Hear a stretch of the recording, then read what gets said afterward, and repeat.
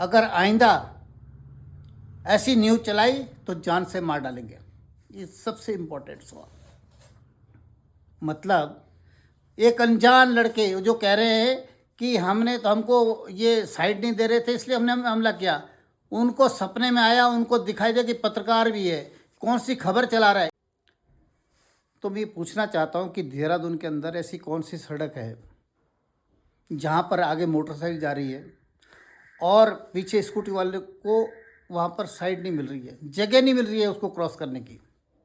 उस रोड का साइज क्या है या उस मोटरसाइकिल का साइज क्या है जो मोटरसाइकिल है भट्ट के पास में, और जो लड़के वो जा रहे थे उनकी स्कूटी का साइज क्या है, क्या वो ट्रक के बराबर। आज एक बहुत ही महत्वपूर्ण मुद्दे पर बात करने जा रहा हूँ। हालांकि आजकल मुद्दा एक नहीं, मुद्दे कई हैं।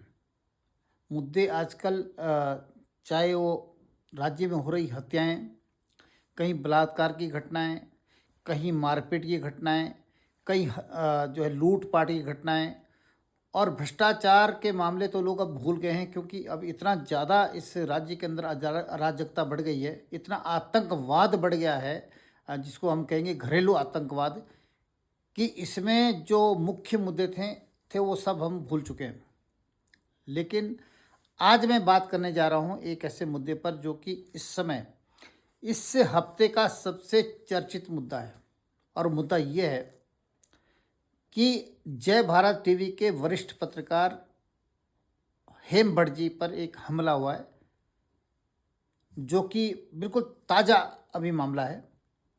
और उस हमले में वो बाल बाल बच तो गए हैं, लेकिन ये हमारे राज्य की कानून व्यवस्था पर प्रश्न तो उठाता ही है। लेकिन अब ये भी मालूम पड़ रहा है, जिस प्रकार पिछले दिनों लगातार 24 घंटे के अंदर दो महिलाओं की हत्याएं हुई है, और उन दो हत्याओं के बाद तुरंत अभी जय भारत टीवी के पत्रकार हेम भट्ट पर हमला हुआ है। उससे ऐसा लगता है कि अब जो राज्य की कानून व्यवस्था है वो बिल्कुल ख़त्म हो चुकी है, और पूरा जो तंत्र है वो फेल हो चुका है, और यहाँ पर पूरा जंगल राज स्थापित हो गया। जो कभी बिहार में लालू राबड़ी के राज में हुआ करता था वो आजकल उत्तराखंड में स्थापित हो चुका है। यानी गुंडे अब इतने हावी हो चुके हैं, अपराधी इतने हावी हो चुके हैं कि शायद पुलिस वालों ने भी अब हथियार डाल दिए हैं। अब मैं बात करता हूँ कि हेम भट्ट के मामले में जो ये अभी ताज़ा घटना है ये किस प्रकार से हुई और इसमें कितना डेवलपमेंट हुआ। उन पर जब हमला हुआ तो उसमें एक बड़ी दिलचस्प कहानी सामने आ रही है, और मैं आज इसलिए वीडियो बना रहा हूँ कि इसमें हालांकि पुलिस ने जल्दी इसमें भी फुर्ती दिखाई और अभी तक 2 आरोपियों को पकड़ भी लिया है। तीसरे की तलाश जारी है, वो भी पकड़ा जाएगा, शायद बहुत जल्दी पकड़ा जाएगा।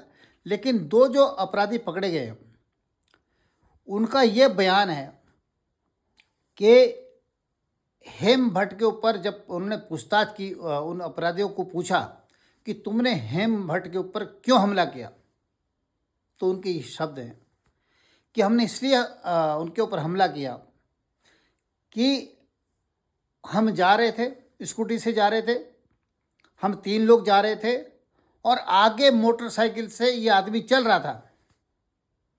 अब ये आदमी चल रहा था और हम उसको हॉर्न दे रहे थे, लेकिन वो हमको साइड नहीं दे रहा था। हमें गुस्सा आया और हम आगे जा कर के उसको रोका और हमने पीटा। अब देखिए कितना दिलचस्प पहलू है, कितना दिलचस्प पॉइंट। आप देखिए कितना हास्यास्पद भी है। और ये क्या किसके अंदर कोई षड्यंत्र भी लग रहा है, क्योंकि इस तरह का बयान, मतलब पुलिस भी अगर ऐसा बयान अगर सामने ला रही है और पब्लिक में इस बयान को ला रही है कि उन्होंने इस तरह का बयान दिया है, तो ये हास्यास्पद पुलिस के लिए भी है कि उनको जांच, मतलब क्या वो प्रदेशवासियों को मूर्ख समझ रहे हैं, या कहीं से टिप आ चुकी है कि इसको इस हल्के बयान के साथ में इस केस को यहाँ पर ख़त्म किया जाए, हल्की धाराओं के साथ में, जो कि अभी लगाई भी जा चुकी है। हमला हुआ लेकिन उसमें 307 जैसी कोई धारा अभी तक लगी नहीं है, हत्या का प्रयास जैसी कोई धारा उसमें नहीं है। लेकिन मैं अब ये हास्यास्पद आपको बात बताना चाहता हूँ कि असली पॉइंट ये है कि ये 3 लड़के जा रहे थे और आगे उनसे वो चल रहे थे जो पत्रकार है जय भारत टीवी के हेम जोशी, वो बाइक से जा रहे थे। मजे वाली बात ये देखिए, वो बाइक से जा रहे थे और ये लड़के स्कूटी से जा रहे थे और ये हॉर्न मार रहे हैं हेम भट्ट को कि साइड चाहिए, हमें साइड चाहिए, मतलब उसके लिए हॉर्न मार रहे होंगे। तो मैं पूछना चाहता हूँ कि देहरादून के अंदर ऐसी कौन सी सड़क है जहाँ पर आगे मोटरसाइकिल जा रही है और पीछे स्कूटी वाले को वहाँ पर साइड नहीं मिल रही है, जगह नहीं मिल रही है उसको क्रॉस करने की। उस रोड का साइज क्या है या उस मोटरसाइकिल का साइज क्या है जो मोटरसाइकिल है भट्ट के पास में, और जो लड़के वो जा रहे थे उनकी स्कूटी का साइज क्या है, क्या वो ट्रक के बराबर उनका साइज था या वो बस के जैसी बड़ी बाइक है जो उसको क्रॉस नहीं कर पा रही थी स्कूटी, या स्कूटी इतनी बड़ी है कि कोई वो जो एलपी ट्रक है, बड़े बड़े जो कार्गो लेके जाते हैं, बड़े बड़े ट्रक हैं जो 38 टायर वाले या 22 टायर वाले 36 टायर वाले ट्रक हैं, उसका साइज़ क्या उतना बड़ा था कि वो हेम भट्ट की बाइक आगे चल रही थी, वो क्रॉस नहीं कर पा रहे थे। कितना हास्यास्पद है। मतलब पुलिस को थोड़ा सा तो सोचना चाहिए कि इस तरह का बयान कम से कम पब्लिक में तो पब्लिश ना करे, लोग हंसेंगे।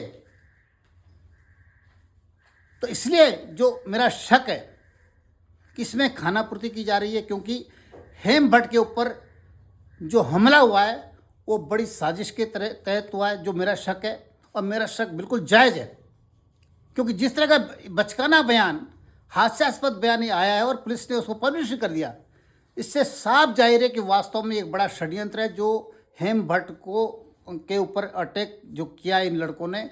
ये भाड़े के हथियारे हो सकते हैं या भाड़े में उनको हायर किया गया हमला करने के लिए कि इनकी हत्या की जाए, इनको मार दिया जाए।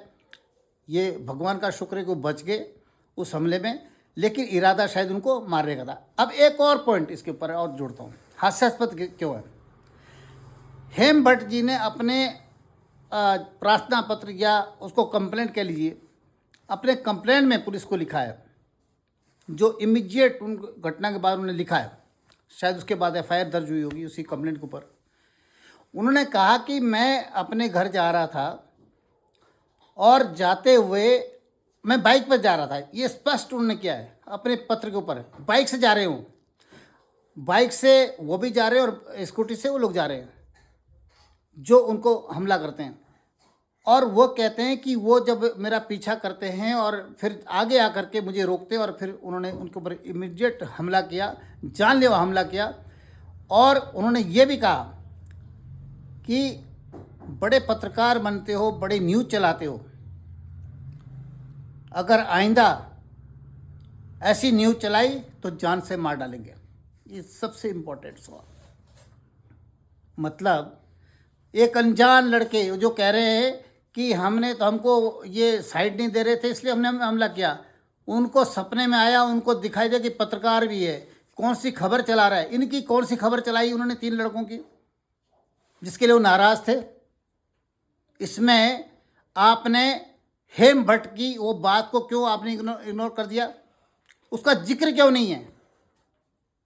तो क्या ये एक पूरी तरह से षड्यंत्र है और कोई ऊपर से टिप आ चुकी है कि भाई इस बयान को हल्का करके इनको धाराएं जो है हल्के लगा करके इसको रफा दफा किया जाए, क्योंकि मामला सिर्फ 3 लड़कों का हमले का नहीं है, इसके पीछे जो षड्यंत्रकारी है उससे बचाने का प्रयास किया जा रहा है। मेरे कहने का मतलब ये है। हाँ, अगर पुलिस अभी तफ्तीश अभी जारी है और इसमें और डेवलपमेंट कुछ होना है, क्योंकि अभी एक तीसरा आरोपी भी पकड़ा जाना है, तो मैं मान सकता हूँ कि अगर पुलिस अभी भी उसको कड़ाई से पूछताछ करेगी तो शायद असली चीज़ सामने आएगी, वरना ये बचकानी बातें किसी के भी गले नहीं उतरेगी और कोई इस पर विश्वास करने को तैयार नहीं है। बहुत बहुत धन्यवाद। जय हिंद, जय उत्तराखंड।